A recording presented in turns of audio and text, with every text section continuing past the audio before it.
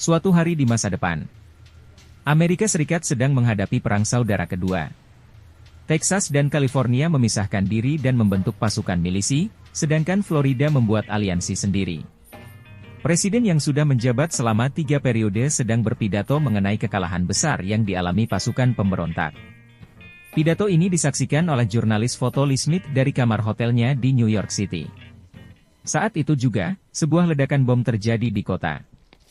Keesokan harinya, Lee dan temannya Joel pergi ke tengah kota yang sedang dipenuhi aksi demo. Seorang jurnalis muda, Jesse Churland, terluka di wajahnya di tengah kekacauan.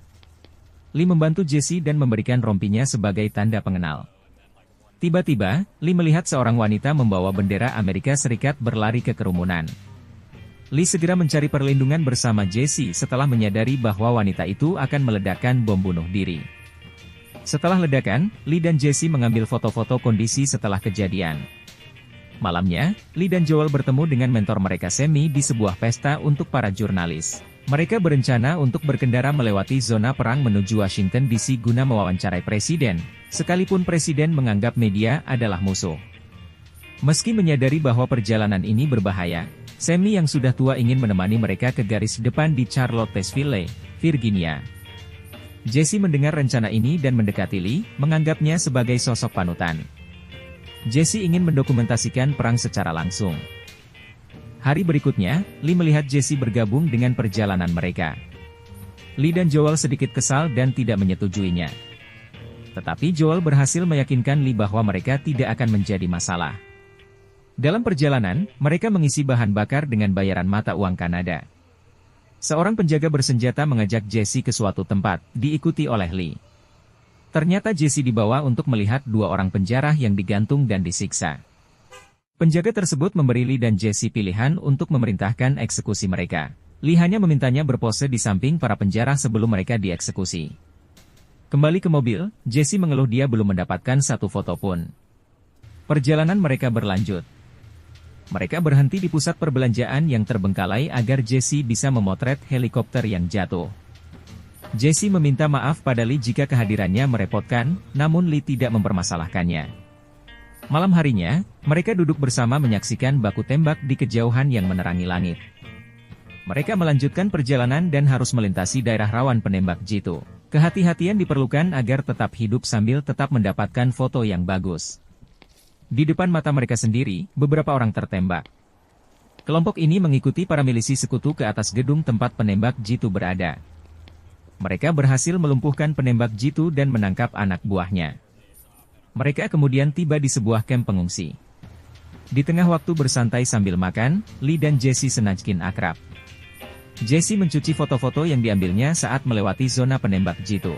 Jesse membahas awal karir Lee di mana dia berhasil mendapatkan foto ikonik dari peristiwa pembantaian sekelompok aktivis anti-fasis, Antifa. Lee memuji hasil kerja Jesse.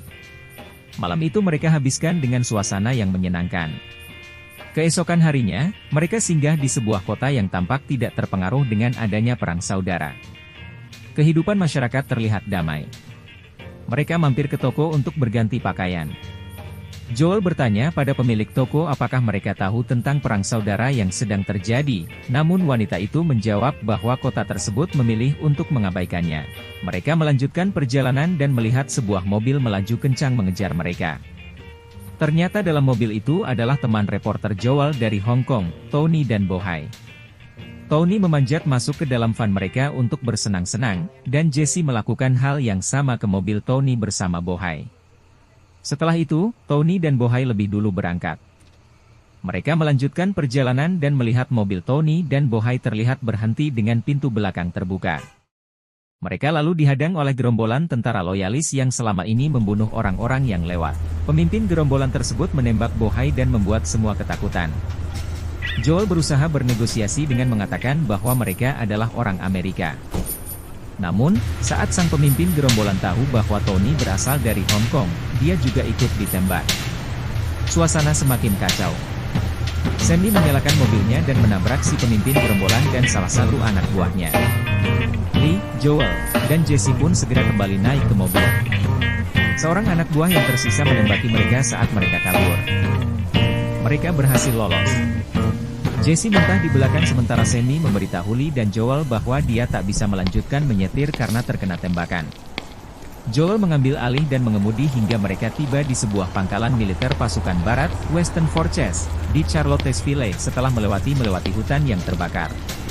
Sayangnya, saat tiba di pangkalan tersebut, Sammy tewas akibat luka tembaknya. Mereka kemudian bertemu seorang jurnalis Inggris bernama Anya. Kabar beredar bahwa beberapa jenderal loyalis telah menyerah.